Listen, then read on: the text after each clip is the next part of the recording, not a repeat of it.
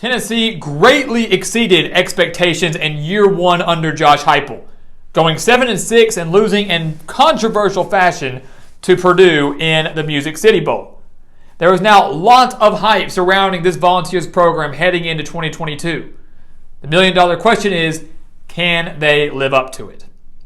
So welcome back to the Gridiron Expert, guys, ready to break down, predict, and analyze Tennessee's schedule and record for this upcoming college football season. A very, very big season for Tennessee football. Again, last year, not many people were expecting much out of Tennessee. A bowl game was going to be considered a success. A winning record with one of the top offenses in the country blew everyone away. The Volunteers 7-6 last year, 3 one-possession losses. The 3 losses coming to Pittsburgh, Ole Miss, and Purdue. Again, very controversial fashion. Many Volunteer fans are still very bitter about that. Just FYI, he was in 100%. But you look at Tennessee, guys. College Football Encyclopedia provides us with the numbers. They returned 76% of their production from last year. That's 19th in the nation. So last year, if you thought they were good, probably going to be a little bit better now in 2022. At least they do look like that on paper. Offensively, guys, Tennessee was 9th in the nation in offense.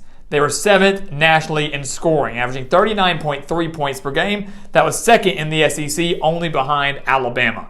Hendon Hooker returns at quarterback after throwing for 31 touchdowns and just 3 interceptions. He returns Jabari Small at running back. He returns Cedric Tillman at wide receiver. The 3 of them will be one of the best trios within the Southeastern Conference. And the offensive line returned 4 starters. So this offense, guys, you thought they were good last year, should be even better this year, could easily exceed that 40 points per game mark on the year. Defensively, that's where Tennessee needs the most help. 99th on defense last year. They've got to improve on that side of the ball. The defensive line, very solid. The whole D-line is back. But the secondary has to improve after allowing over 273 passing yards per game, which was 122nd in the nation. And the defense has to find a way to get off the field. They were 103rd in the nation on third downs, getting off the field just 42% of the time. They've got to be better there to get that offense back on the field so they can start scoring some more points. You take a look at Tennessee, guys. Schedule is tough. It's a tough year for the Volunteers, but they can navigate it. Navigate it to another winning season, maybe even navigate it all the way to a New Year's Six bowl game. You take a look at the schedule. We do believe they beat Ball State. They're 1-0, and their first true test comes on the road at Pittsburgh. Tennessee last year fell to Pittsburgh in Knoxville, 41-34. Again, a Pittsburgh team that many will be quick to point out had Kenny Pickett. They had Jordan Addison. And yes, we realize they are both gone. However, Pittsburgh added Keaton Slovis, transfer quarterback from USC. They still have a very solid running game, and they are still very much loaded in the trenches on the offensive line and the defensive line. And if you're asking me to pick a team who I think can control the game and can control the tempo, it is Pittsburgh. Factor in that the Panthers are very solid once again in the secondary, typically a strength, and the defense overall is a strength under Pat Narduzzi, but this year, very strong in the secondary. On top of home field advantage, I like the Panthers in this game. A lot has changed for both teams. This game, I believe, will be very close, just like it was last year. But Pittsburgh's offense can hang with the Volunteers, but more so, Pittsburgh's defense can stop the Volunteers. I don't know the Volunteers' defense, especially the secondary, will be ready to do that against the Panthers. So a toss-up game for many. I'm going to give the edge to Pittsburgh here. Tennessee is 1-1. We'll bump them to 2-1 with a win over Akron, and then they start conference play against Florida. Last year, Tennessee fell to the Gators 38-14. But the key to this game is simple. Stop Anthony Richardson. If the Volunteers defense can stop the dangerous dual threat quarterback who is so good on the ground, but maybe even better through the air, stop him, you win the game.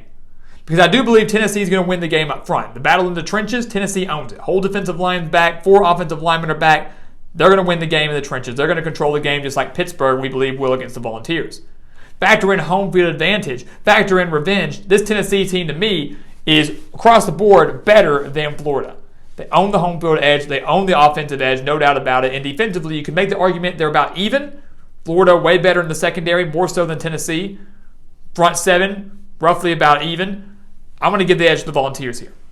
I genuinely believe that Tennessee will take down Florida. I know we haven't seen that too often in recent years, but they're going to get the job done.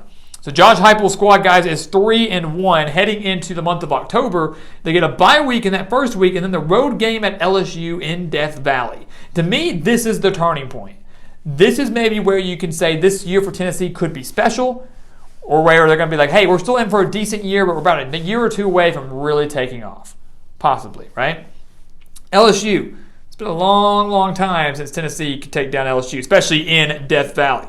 This is a very tough game to predict. You got a Tennessee team that's well rested, week of rest to prep, versus an LSU team that's going to be coming off a tough road game at Auburn. LSU right now, guys, has a lot of unknowns. New coach in Brian Kelly. Don't really know right now who's going to start at quarterback. Miles Brennan, Jaden Daniels, Nussmeier, who knows, right? The defense, especially in the secondary, lots of questions. Great up front, lots of questions in the secondary. LSU returns a total of 5 starters from last year's team that went 6-7. I'm going to give the edge to Tennessee here. I'm going to go out on a limb and give Tennessee their signature win of the year on the road in Death Valley against LSU. An LSU team that I don't think is going to be much of anything in 2022. They're going to go through some growing pains with their new coach in Brian Kelly. To me, it's tough, and many would be quick to say Death Valley, chalk it up as a loss. I think Tennessee can get the job done. I have faith in this offense. I think the week of prep is key in this one, and the Volunteers go on the road, get this win. They're 4-1 heading into the game against Alabama. Potential top 15 showdown here against the Crimson Tide in Knoxville at Neyland Stadium. Could this be the year that Tennessee ends the streak? They have not beaten Alabama since 2006. No, it will not be the year that the streak ends. Have not won since 2006. All eyes will be on this game on October 15th, and the Volunteers aren't going to be able to show up and get it done, because Alabama has a chance to be even better than they were last year. Some will say, how's that possible? It's possible through the transfer portal, the fact they bring back the Heisman Trophy winner, and the fact they bring back one of the best, if not the best, defensive player in the country in Will Anderson. Alabama's loaded, guys. They beat Tennessee last year 52-24, while the game should be a little bit closer than 28 points. Alabama still is by far the better team, and I can't pick Tennessee to win this game until I actually see them do it, just like I do for many of the long streaks that we predict. So Tennessee drops this game, guys. 3-game winning streak is over. They beat UT Martin. They're back on track, so they have 5 wins. And then they take on Kentucky, a team they beat 45-42 last year, and a team they will beat again now in 2022. I look at Kentucky, guys. This is still a good team. Some think they could win 10 games. I don't know if I'm going that far with it, but the talent is there. Will Levis is there. Chris Rodriguez is there. The coaching is there. Mark Stoops, an unbelievable job. And Kentucky is going to be anxious to get revenge over Tennessee on their home turf after falling in Lexington last year. But I don't think Kentucky can do it. Kentucky, one of their defensive areas of struggles is going to be in the secondary. And I believe Hendon Hooker is going to exploit that, just kind of like he did last year. 45 points against that good Kentucky defense. So at home, I believe they do beat Kentucky. They get their 6th win. And then the month of November is kind of tricky to navigate. The first game in November is the road game at Georgia, which this game right here could determine who wins the SEC East. Georgia very well could be undefeated. Tennessee at this point only has 1 conference loss to Alabama. If the Volunteers were to beat Georgia in this game, they would own the tiebreaker over the Bulldogs. And if they went out, they win the SEC East. But they're not going to do that. They're not going to be able to beat Georgia in Athens. Last year, Tennessee did have the honor of putting the most points on Georgia, scoring the most points on Georgia in the regular season, but they still fell 41-17. Now the game is in Athens. Georgia's defense, once again, will remain strong. The offense was a top 30 unit last year, has a chance to be even better this year with a veteran quarterback in Stetson Bennett and a loaded wide receiver core. I just don't think the Volunteers have enough to win this game, especially with it being on the road. If they had it in Knoxville, watch out. This would be fun. But in Athens, they're not going to be able to pull it off. They dropped that game, understandably. They win the game against Missouri. Tigers won't be much of anything, and Tennessee beat them 62-24 last year. And then they get this tricky road game at South Carolina where no one really knows what to expect, right? What are the Gamecocks going to be able to do? Shane Beamer's doing a great job invigorating this fan base, getting them excited again. He's recruiting well. Spencer Rattler is in. The wide receiver and running back core is good. The defense, especially in the secondary, is good. But what will we see out of South Carolina? They went 7-6 last year. What you're going to see is a very competitive South Carolina team and one that's going to win a few games that maybe they shouldn't. And that one of those wins might come against Tennessee. I believe it is. I think the Volunteers drop this game to the Gamecocks. Many will be quick to say, wait, Tennessee won 45-20 last year. How? Well, the game is senior night for South Carolina. That's one thing. A potential night game in Columbia, Williams-Brice Stadium, not an easy place to play, especially at night, especially when South Carolina is good. Factor in that South Carolina had the 7th ranked passing defense in the country last year, and I believe they're going to be able to shut down Hendon Hooker and get off to a much better start than they did last year. The Gamecocks got off to a horrible start last year and lost 45-20. They start fast this year. They start better this year. The defense shows up, slows down this Tennessee offense. The offense for South Carolina improves drastically with all the new additions, and I believe Shane Beamer delivers one of the more signature wins of the season for South Carolina, one that could be crucial in helping them get to a bowl game, and they knock off Tennessee. Volunteers drop that game and, of course, close out the year with a win against Vanderbilt, a team they beat 45-21 last year. No issue there. And I believe Tennessee will finish the year at 8-4. Now, you look at the schedule, guys. You might not like the loss to Pittsburgh, might not like the loss to South Carolina. The talent for Tennessee is there, I genuinely believe, to go 10-2. The only losses to Alabama and Georgia, the two teams that played in the Natty last year.